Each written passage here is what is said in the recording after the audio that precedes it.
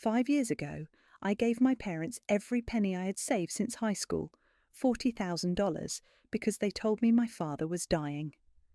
Yesterday, I discovered it was all a lie.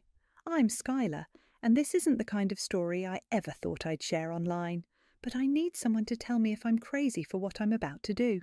That morning started like any other. I was scrolling through Instagram during my coffee break at the law firm where I work as a paralegal. Then I saw my brother Nolan's post. Him standing in front of a gleaming high-rise downtown, designer sunglasses catching the sun, that smug smile I'd grown up with. The caption read, "Hard work looks good on me. Slaves blessed to luxury life." I almost choked on my coffee when I saw the first comment. "That down payment came through clutch, huh? Thanks, Mum and Dad." My hands started shaking. I called my best friend Isla immediately. "Hey, Sky, aren't you at work?" "Did you see Nolan's post?" "The douchey one with the building. Yeah, why?" I stepped into the empty break room, lowering my voice. "Remember that money I gave my parents for Dad's surgery?" "The 40 grand. How could I forget? You ate ramen for a year after that." "The timing. Isla, the timing matches perfectly with Nolan's condo purchase." There was a long pause. "Call your mum, right now." I did. My mother answered on the third ring, her voice syrupy, sweet as always. "Skylar, darling, how are you?" "Mum, I need to ask you something about Dad's surgery from 5 years ago." The slight pause before she answered sent chills down my spine. "Oh, honey, why bring up ancient history?" "Because Nolan just bought a luxury condo and someone commented about a down payment from you and Dad. See Skylar." Her tone shifted, sharp edges emerging. "Your brother worked very hard for that place. I don't appreciate what you're implying." "I'm not implying anything. I'm asking directly, did Dad ever have surgery?" "Of course he did. How dare you question—" "Which hospital?" Another pause, longer this time. "I don't appreciate being interrogated by my own daughter. We did what was best for the family." My blood ran cold. "What exactly does that mean, Mum?" "I have to go. I'm meeting the ladies for lunch. Love you, sweetie." She hung up before I could respond. I stood there, staring at my phone as memories flooded back. Dad, pale and serious, telling me about the emergency surgery he needed. Mum, crying about how insurance wouldn't cover it. Me, emptying my account the next day, believing I was saving my father's life. The thank you note they sent. A generic Hallmark card with a gift card to Olive Garden. I called my father's doctor's office.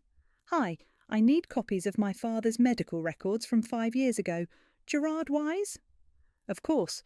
What procedure was this regarding?" "The emergency surgery in June 2018. I heard keyboard clicking. "I'm not seeing any surgical procedures that year, Ms. Wise, just routine checkups." The room started spinning. I grabbed the break room counter for support. "Are you sure? Nothing about his heart?" "Your father's never had any cardiac issues, Ms. Wise. His health has been excellent." I thanked her and hung up. Then I did something I'd never done before. I logged into my parents' shared calendar using the family account Mum had set up years ago. I scrolled back to June 2018. There it was. Not a surgery. A meeting with a real estate agent, followed by a transfer to N's Housing Fund. My phone buzzed. A text from Nolan. "Hey sis, having a housewarming party next month. Save the date." I stared at his message, my vision blurring with tears of rage.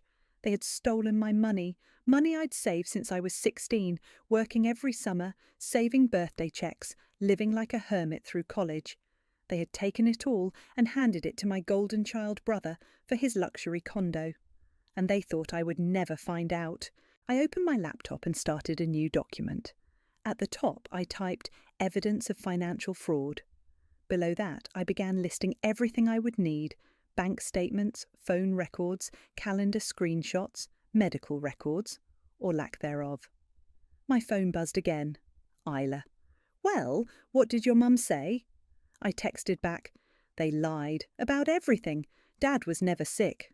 Her response was immediate. "Holy shit! What are you going to do?" I looked at Nolan's party invitation, then at my growing list of evidence. A plan was already forming in my mind, one that would make them wish they'd never betrayed me. "I'm going to that housewarming party," I replied, "and I'm bringing one hell of a gift." The next morning, I called in sick to work. My hands were still shaking, but now it was from determination rather than shock. I needed proof, hard, undeniable evidence that would make it impossible for them to squirm their way out of this. Isla came over with coffee and her laptop. "Okay, walk me through what we know." I spread my documents across the kitchen table. June 2018, I transferred $40,000 to my parents' account. The memo line reads, "Dad medical emergency." "And you still have access to their shared calendar?" "Yeah, Mum never changed the password from blessed 1963. Look at this." I pulled up the calendar entry. They met with a realtor the day after my transfer cleared. Isla leaned forward, frowning. "We need more than circumstantial evidence. Bank statements." "Already working on it." I pulled up my email.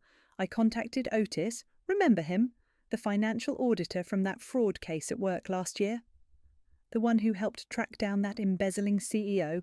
Exactly. He's helping me trace the money trail discreetly. My phone buzzed. Mom calling. I put it on speaker. "Skylar, honey, I've been thinking about our conversation yesterday." "Have you, Mom?" "You know how much we love you. Everything we've done has been for this family. Sometimes parents have to make difficult decisions." "Like lying about Dad being sick?" A sharp intake of breath. "That's not... You're twisting things." "Am I? Because I called Dad's doctor yesterday." Silence. Then, "You had no right to do that." "I had every right. It was my money. Money you gave to your family. We needed it for Nolan's condo." The line went dead. I looked at Ela, who was already typing furiously. "Got it," she said. "Your mum's Facebook post from July 2018. So proud of our son taking this big step. Jeej, proud parents, Jeej, new home." The timestamp matches perfectly. My email pinged. Otis had come through. The bank records showed everything. My transfer going into my parents' account, then moving to a joint account they shared with Nolan 2 days later. From there, it went straight to the real estate company. "They didn't even try to hide it," I muttered. "Because they never thought you'd look," Isla said quietly. My phone buzzed again. A text from Sasha, Nolan's girlfriend. "OMG, girl, you have to help me plan the housewarming. Your brother is being so useless with the details." I smiled for the first time in 2 days. Perfect. "What are you thinking?" Isla asked. "Sasha loves to talk, and she loves to show off on social media." I texted back, "Love to. Coffee tomorrow?" The response was immediate. "Yes, 11 a.m. at Riverside Cafe. You're literally saving my life." The next day, Sasha was already waiting when I arrived, surrounded by Pinterest boards and colour swatches. "Sky, thank God you're here. I need this party to be perfect for the gram." I sat down, ordering a latte. "The place looks amazing from Nolan's posts. Must have been quite a down payment." "Oh my God, right. Your parents are literally angels. Nolan never had to pay a dime himself. We're so blessed." I kept my face neutral, recording every word on my phone under the table. "Mum and Dad are always so generous with him." "I know. Like, remember that time they gave him that huge chunk of money right after college for his business venture? Which, okay, totally failed, but still, they just want him to succeed, you know?" By the time I left, I had everything I needed. I called Otis on my way home. "I've got those records you asked for," he said. "Your parents have been funneling money to your brother for years. The surgery story? They've used similar excuses with other relatives. There's a pattern. Can you put together a presentation, something clear and devastating?" "Already on it. But Skylar, are you sure about this? Family stuff can get ugly fast." I thought about all the years I'd struggled to rebuild my savings, the overtime shifts, the missed vacations, the cheap apartment with unreliable heating. all while Nolan lived in luxury, funded by my sacrifice. They made it ugly when they decided to steal from me. That night I got a text from my cousin Esme. "Hey, I heard you asking questions about Uncle Gerard's surgery. I've been wondering about some things too. Can we talk?" I smiled. The cracks were starting to show in the family's perfect facade. Soon they'd all come crumbling down. My phone lit up with another notification, Nolan posting more photos of his condo. "Living the dream," the caption read. "Party details coming soon." "Oh, brother," I whispered, saving the post as more evidence. "You have no idea what's coming." I met Esme at a quiet coffee shop across town, far from our usual family haunts. She was already fidgeting with her cup when I arrived. "Thanks for meeting me," she said, glancing around nervously. "I've been wanting to talk to someone about this for years." "About what exactly?" 2 years ago, Aunt Allison told my parents Dad needed emergency dental surgery. They gave her $12,000. Esme's hands tightened around her cup. "Last month I saw him at a family dinner, asked how his teeth were doing. He had no idea what I was talking about." My stomach churned. They've done this before. Multiple times, I think. Remember Cousin Patrick, the medical fund for his kid? I pulled out my phone and called Otis, putting him on speaker. "Are you hearing this?" "Every word," he replied. "Esme, would your parents be willing to provide bank records?" "They're already furious. Mum found out Uncle Gerard was at the casino the day of his supposed surgery." While they talked, my phone buzzed with a text from Sasha. "Emergency! Can you come by the condo? Having a crisis with the party planning?" I said goodbye to Esme and headed to Nolan's place. The doorman knew me. Sasha had put me on the permanent access list during our coffee date. The elevator rode smoothly to the penthouse level. Sasha opened the door, perfectly manicured hands flying everywhere. "Thank God you're here. I need help with the setup. This smart TV is giving me hell." I looked around the massive space, noting every detail. Floor-to-ceiling windows, marble countertops, a view that probably cost as much as my entire apartment, all bought with my stolen savings. "What's wrong with the TV? I want to do this amazing photo slideshow during the party, but I can't figure out how to connect everything." I examined the TV setup, an idea forming. "You know what? I know someone who's great with this stuff. He could set up something really special for the party." "Really? Oh my God, you're literally an angel." I texted Otis, "How do you feel about a side job? Need someone to set up a special presentation system." His response came quickly. "Already have something in mind, very discreet, very effective." Over the next week, everything fell into place. Otis installed a hidden projector system that could be controlled remotely. Sasha approved all the test slides we showed her, carefully curated photos that revealed nothing of our true plan. Then came the formal invitation. "Join us for an evening of celebration. The Wise family cordially invites you." My mother called that evening. "Skylar, darling, I hope you're planning to say a few words at the party, as his sister." "Of course, Mum. I've been working on something special." "Wonderful, and starting about our last conversation. I hope you understand we only wanted to do what's best for the family." "I know, Mum. Don't worry. Everything will be clear soon." After hanging up, I met with Otis one last time. He handed me a USB drive. "It's all here. Bank statements, calendar screenshots, recorded conversations. Even found some interesting social media posts from your parents bragging about helping Nolan while you were still eating ramen every night." "And the timing?" "Perfect. When you give your speech, just press this button. The presentation will do the rest." I stared at the small device in my hand. They really thought they'd get away with it forever. People like that always do. They count on family loyalty to keep their secrets. My phone lit up with messages. Isla. "Everything ready for tomorrow?" Esme. "Mum's bringing all the bank statements to the party." Sasha. "Can't wait for your speech. Nolan's so excited." I looked out my apartment window at the city lights. Somewhere out there, my family was preparing for their perfect party, their perfect lies, their perfect facade. "One more thing," Otis said, handing me an envelope. I had my accountant draw this up. It's an official invoice for the original $40,000, plus 5 years of compound interest. I smiled, thinking of Nolan's face when I would hand it to him. How much total? $58,423, every penny documented. That night I laid out my outfit for the party. A sharp black dress, professional but striking.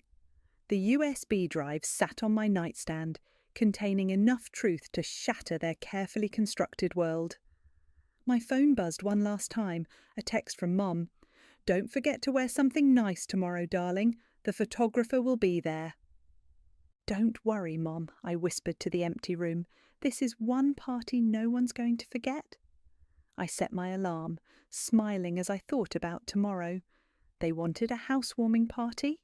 I'd give them one that would burn their house of lies right to the ground. The day of the party, I arrived early to help Sasha set up. My mother was already there, directing caterers with military precision. "Skylar, don't you look lovely?" She air-kissed my cheek. "Though you could have worn something more colourful. This is a celebration, not a funeral." If she only knew. "Mum, everything looks amazing," he said, watching her preen at the compliment. "You and Dad must be so proud of Nolan's success." "Of course we are. He's worked so hard." She lowered her voice. "Though between us, we did have to help quite a bit with the down payment. But that's what family's for, right?" I recorded every word on my phone, hidden in my purse. "Right, just like when you helped with Dad's surgery." She stiffened slightly, but recovered quickly. "Darling, could you check on the champagne setup?" Sasha bounced over as I arranged champagne flutes. "Everything's perfect. The photographer's here and I've got influencers coming. This party's going to be all over social media." "That's the plan," I muttered. Nolan arrived, looking exactly like the privileged son he was. "Baby sis, you clean up nice." He hugged me, reeking of expensive cologne. "Mum says you're giving a speech?" "Wouldn't miss it for the world." "Cool, cool. Hey, did you see my new watch?" He flashed his wrist. "Dad's birthday gift. Pretty sweet, right?" I thought about my Olive Garden gift card and smiled. Very nice. Guests started arriving. I played my part perfectly, the supportive sister, laughing at all the right moments, taking photos, complimenting the decor. Otis texted that he was in position, manning the hidden AV setup. Elizabeth, my parents' oldest friend, cornered me by the appetizers. "Skylar, dear, I haven't seen you since before your father's health scare. How is he doing?" "Which health scare would that be, Elizabeth?" She frowned. "The one where didn't your parents borrow money from several people, something about emergency treatments?" "How interesting. Would you mind telling me more about that?" By the time she finished, I had 3 more recorded testimonies of my parents' financial manipulation. Elizabeth seemed relieved to finally talk about it. "I always thought it was strange," she whispered. "Gerard looking so healthy right after supposed surgery, and then Nolan's new car appeared." My father clinked his glass, gathering everyone's attention. "Welcome, friends and family. We're here to celebrate not just a new home, but the success of our son." I watched him spin his web of lies about Nolan's hard work and determination. Mum stood beside him, dabbing proud tears. The photographer snapped away. "And now," Dad announced, "Nolan's sister would like to say a few words." The room turned to me. Phones came out to record. Sasha beamed, expecting something Instagram-worthy. I took my position by the massive TV screen, the remote control hidden in my palm. Isla gave me a subtle thumbs up from the crowd. "Thank you all for coming," I began, my voice steady. "Family means everything to us Wises. We believe in supporting each other, don't we, Mum and Dad?" They nodded encouragingly.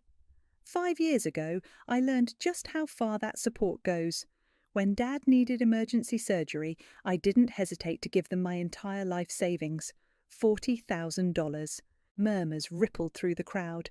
My parents' smiles became fixed.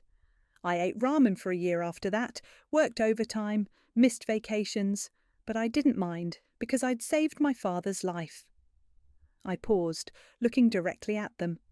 Except there was no surgery, was there, Dad? The room went silent. Mum's champagne glass trembled. Skylar, my father warned, this isn't the time.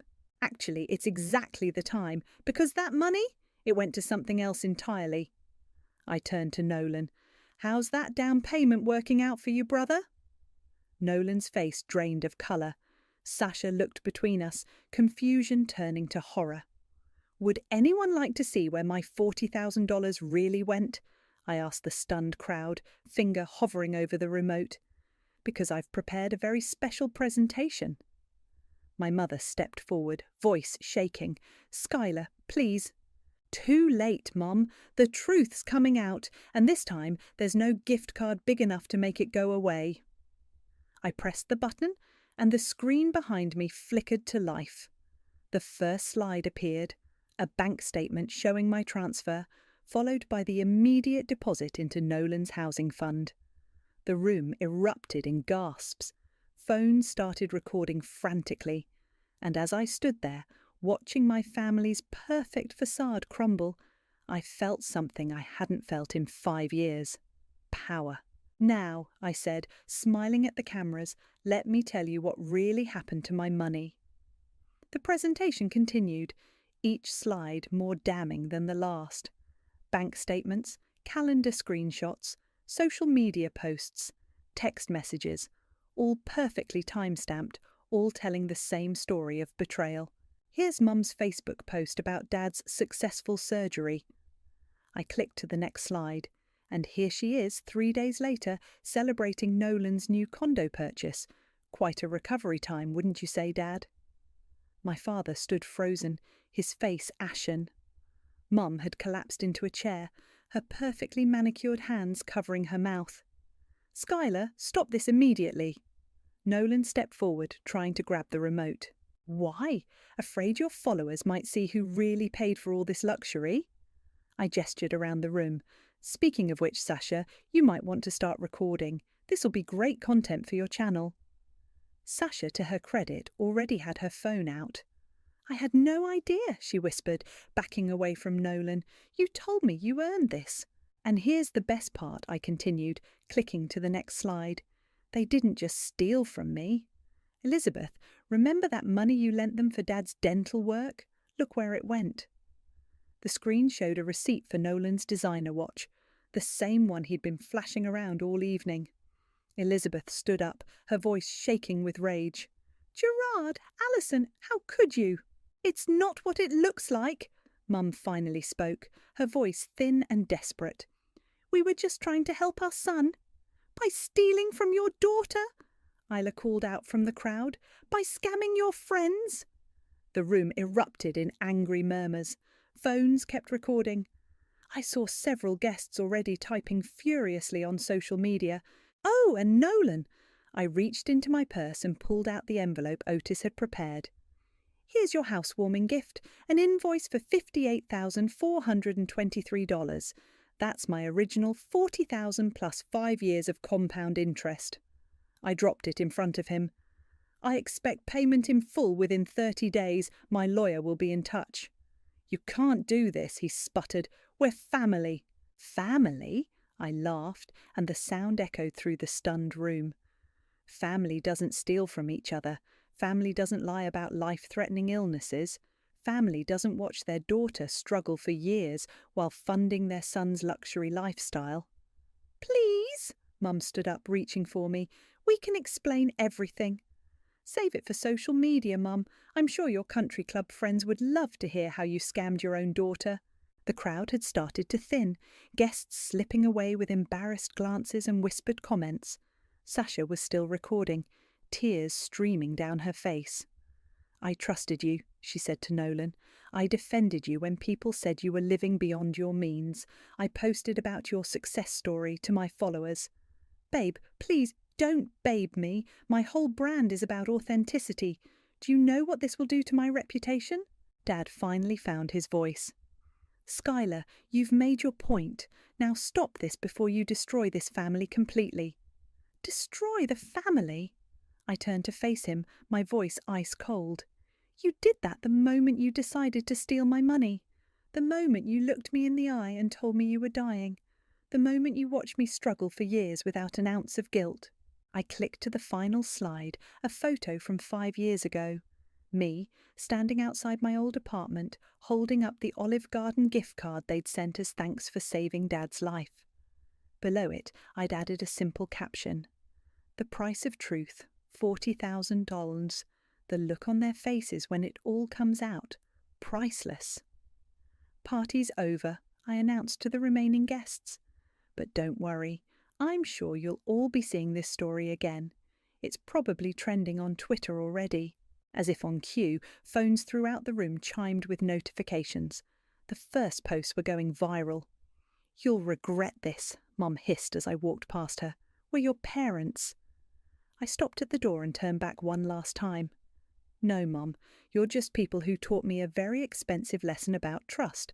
Consider it a fair trade. You got your son a luxury condo, and I got the truth.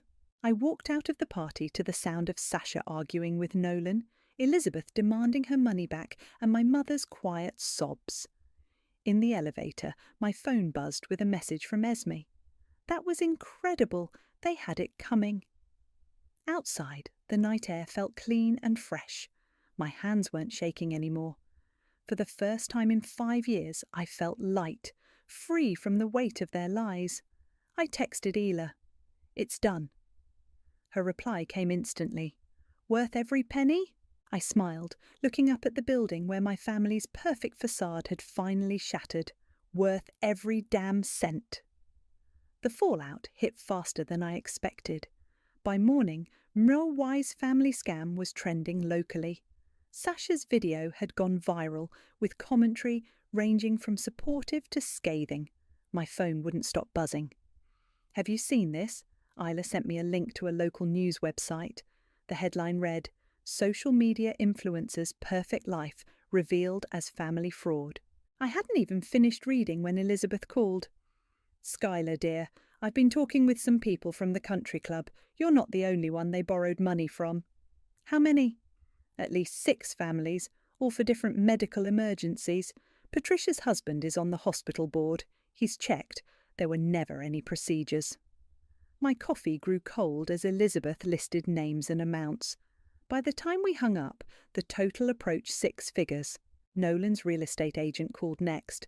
Ms. Wise, I'm handling your brother's property. Given recent developments, the bank is reviewing his mortgage application. Those down payment funds were obtained fraudulently, I finished. I have all the documentation. Yes, well, this could affect his ability to maintain ownership. Good. My phone lit up with a text from Sasha. Just lost 3 sponsorship deals.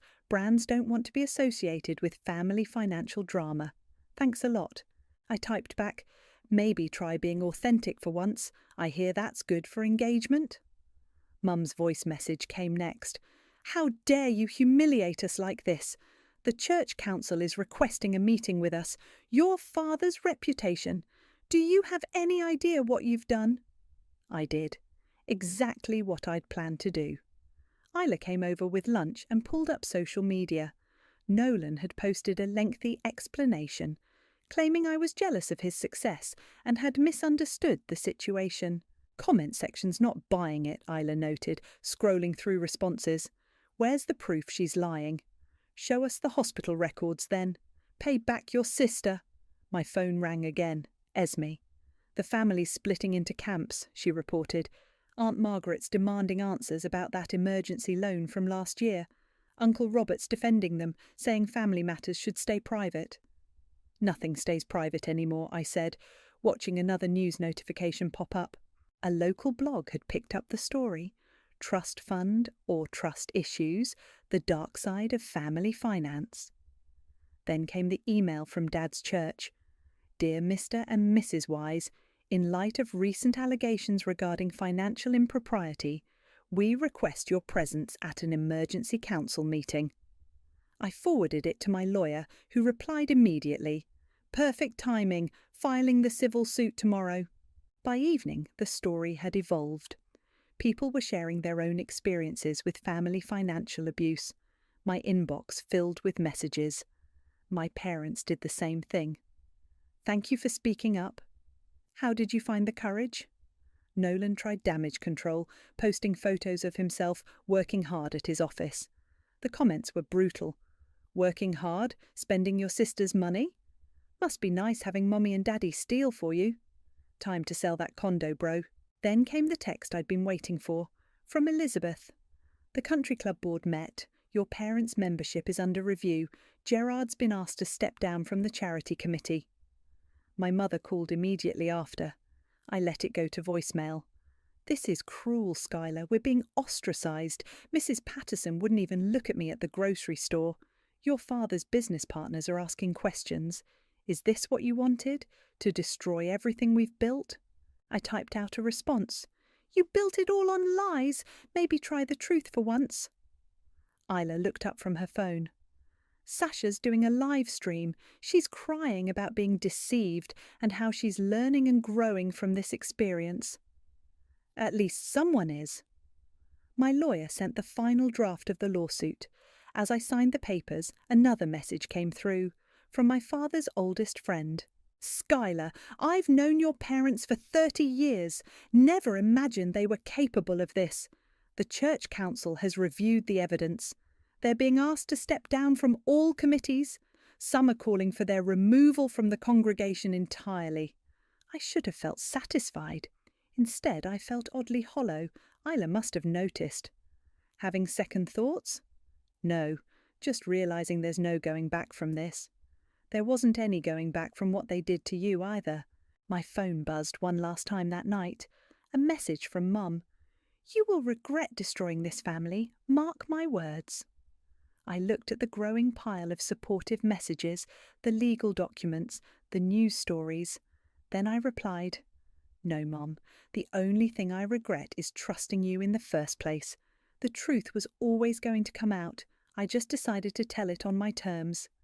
Then I blocked their numbers, poured a glass of wine, and watched as their carefully constructed world continued to unravel, one social media post at a time. A month after the party, my lawyer called with news. The bank's foreclosing on Nolan's condo. Without your parents' continued financial support, he can't make the payments. I was at work when the email arrived. Legal documents from my parents' attorney. They were contesting Grandma Rose's will, trying to block my inheritance.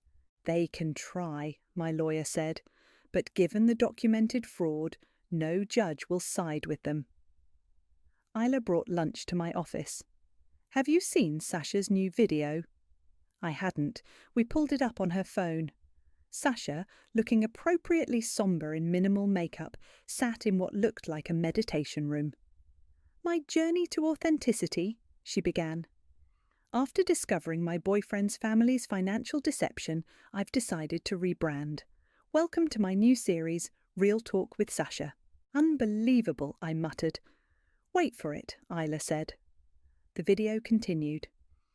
And for my first episode, I'm interviewing someone brave enough to stand up against family financial abuse. Please welcome Skylar.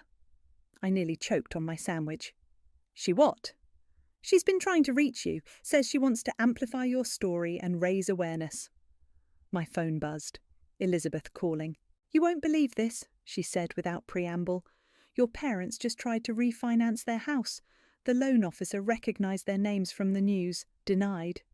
How do you know this? I'm on the bank's board, dear. Your father's credit is toxic right now. Everyone knows. Later that afternoon, Esme sent me a video. It showed Nolan moving boxes out of his condo, cursing at someone filming him. Your brother had a meltdown at the building manager, she texted. Security had to escort him out. I was about to reply when an email notification popped up from a women's advocacy group. Dear Skylar, your story has inspired many victims of family financial abuse. Would you consider speaking at our upcoming conference? Similar requests had been flooding in. Podcasts, blog interviews, support groups. My inbox was full of messages from people sharing their own stories of family betrayal. I started a blog, anonymously at first, The Price of Trust, Surviving Family Financial Abuse. It went viral overnight. Then came the biggest surprise. A notification from my fundraising page, the one I'd started to help other victims of family financial fraud. The donations had crossed $100,000. We should turn this into a proper foundation, Ela suggested. Help people navigate the legal process, provide resources. My phone rang. Otis. Thought you'd want to know, he said. Your parents' church officially excommunicated them yesterday.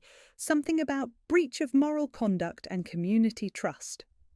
I was drafting the foundation's mission statement when Sasha's message arrived.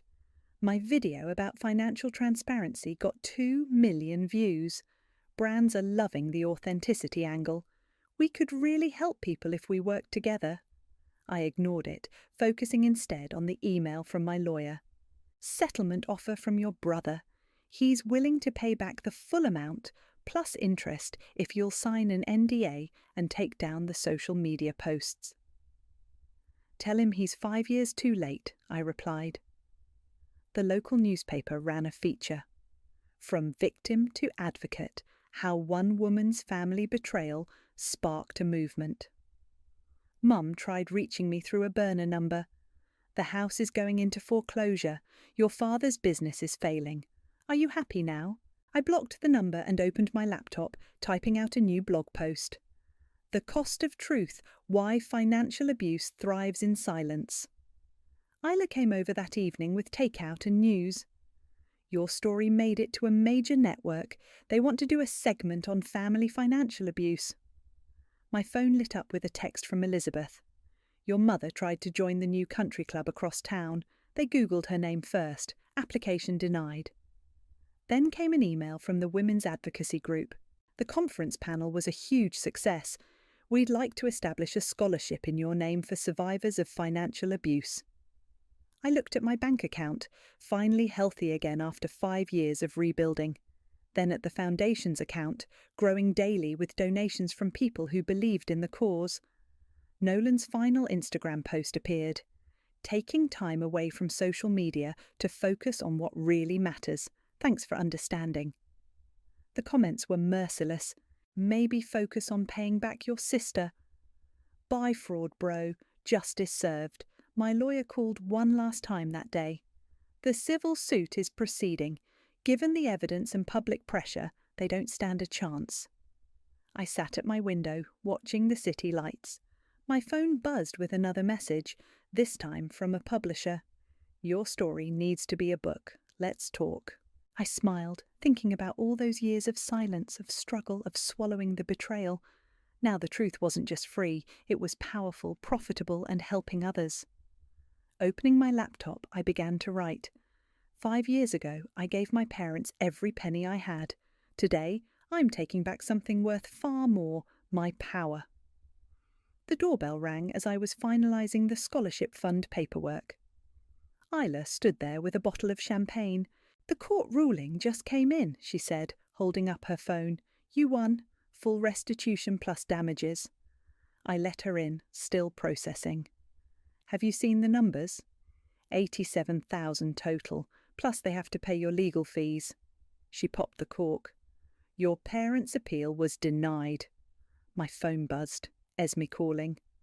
Uncle Gerard and Aunt Alison are selling the house, she said. They're moving to Florida, saying they need a fresh start away from all the gossip. Running away won't fix what they did. No, but at least they can't scam anyone else here. The whole community knows now. I poured the champagne as notifications kept coming in.